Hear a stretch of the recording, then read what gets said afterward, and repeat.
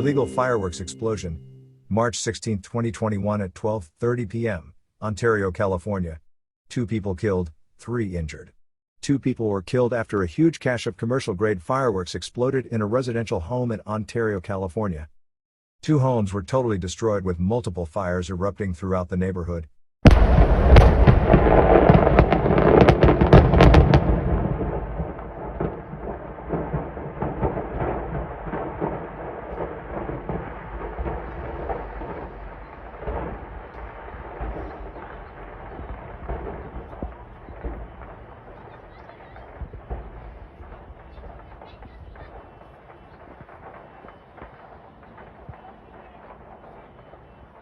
Many were evacuated from the neighborhood with the evacuation order expected to be in place for several days, as law enforcement agencies including the Ontario Police, the FBI, the Bureau of Alcohol, Tobacco, Firearms, and Explosives, and the California State Fire Marshal conduct investigations into the explosion, including a criminal probe.